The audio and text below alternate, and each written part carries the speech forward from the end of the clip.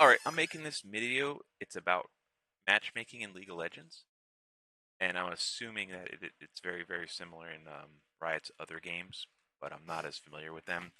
But this is Josh Mink. He is the designer of League of Legends matchmaking. This is his philosophies and his implementations of how it works. So we're gonna listen to him for here. Another type of rating system you might have heard of are skill system or rating systems. And this is where we put a magical number on the player. And that's ideally predictive. That I can compare two players' magical numbers and come out with some guess about how they're going to perform if they play against each other. This is where you see values like 1500, or in other systems you may see values that are really simple, like minus 2.5, 3.2, things like that. So if you've heard of skill systems, you may have heard of ELO. This is just basically a MMR, your hidden magic number in League that is where the system thinks you belong. We'll go pop over to here and talk more about these things. So what is a good skill system then? I think it's one that finds player skills super fast, especially if you need it for matchmaking. If in your game it is important to have good matchmaking, then being able to separate the good players from the bad players fast is important, because players aren't going to stay around too long if that's the case. And I also think it should predict match outcomes correctly. So if you give me two players, A and B, hopefully your skill system will tell you how often player A will beat player B. And hopefully not only will it tell you how often, hopefully it's right.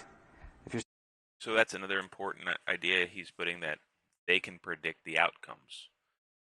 And you see the numbers he's showing are as high as 75%. And also it places you super fast. The system makes up its mind about you very, very quickly. That's important to understand. Elo. And then the other thing I mentioned is it's important to make sure it predicts correctly. So how do you do this?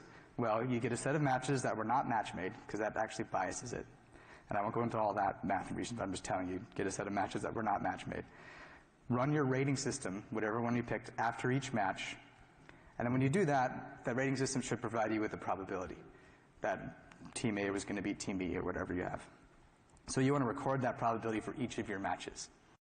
So this is more of the same, talking about them predicting the outcomes of matches, and look how high these numbers are. They're not even in the 50s. It's just something to keep in mind.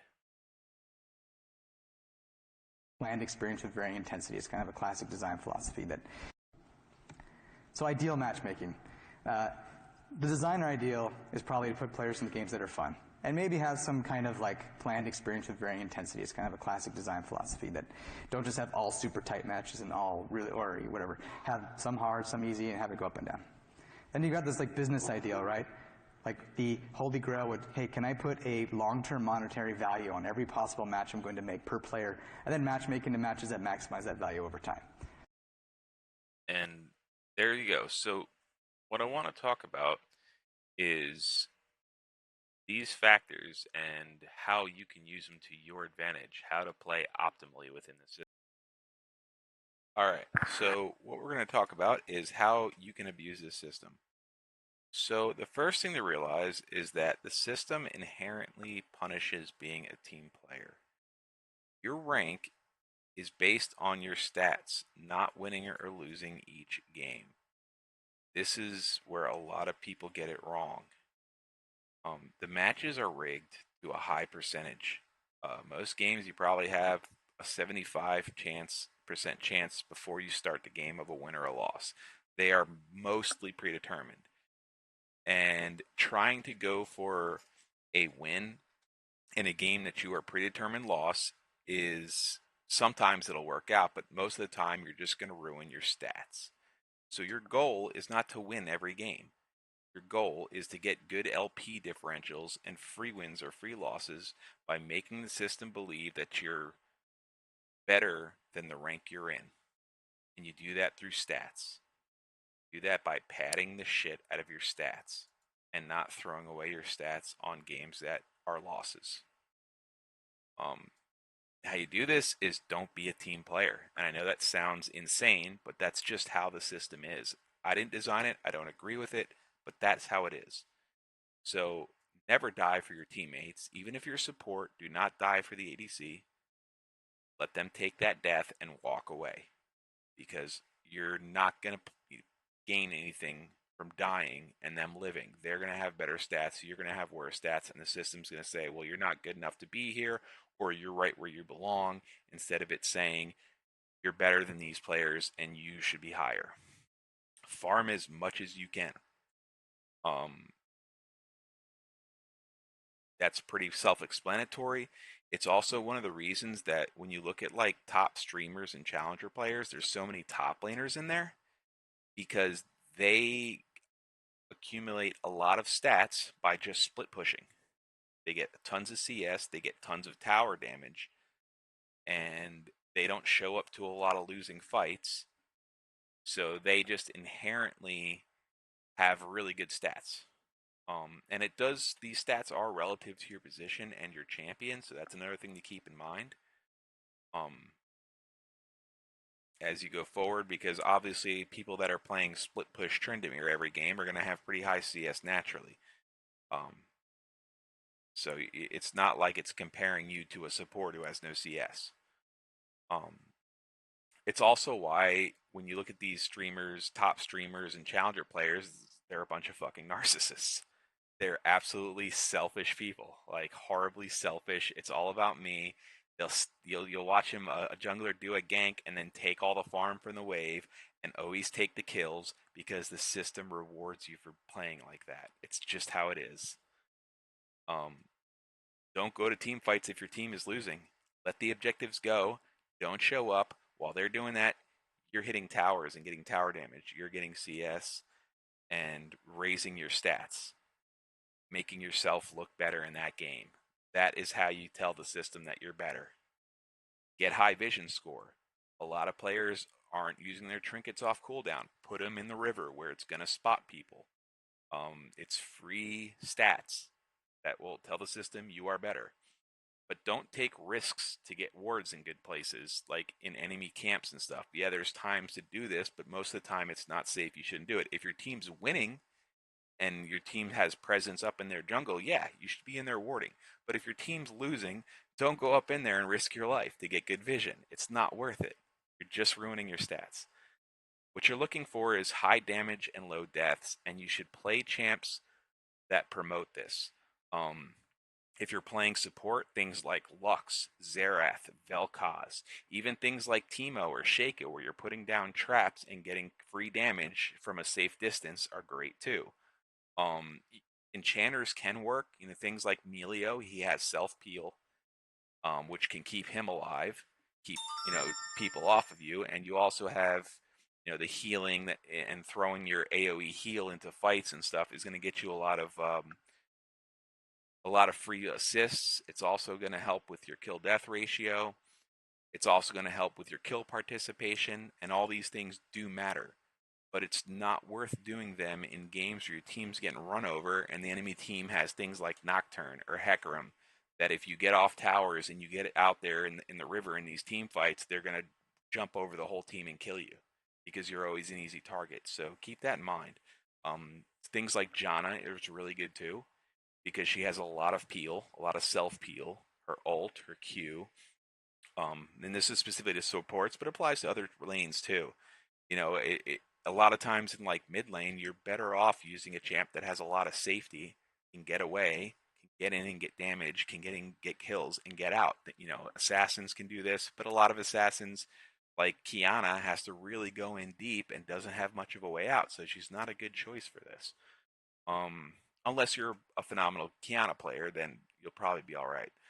Um, and as far as you want to select the right runes for this type of thing. You want all the little extra damage, the scorch, the cheap shot runes, um, the mobility runes. There's a one in the celerity, and there's also relentless hunter that gives you extra mobility to get out of bad situations and run away from stuff.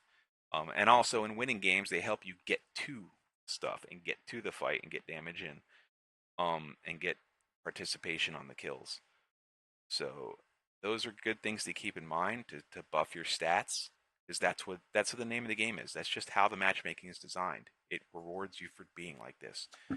And one of the reasons the game has become so toxic is because you have people who are playing for every win. These are the team players, I call them, and they ruin their stats trying to win games they're not going to win.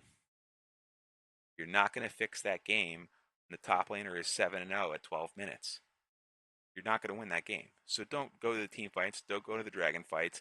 Split push, get free farm, take camps, and pad your stats so you're not looking bad.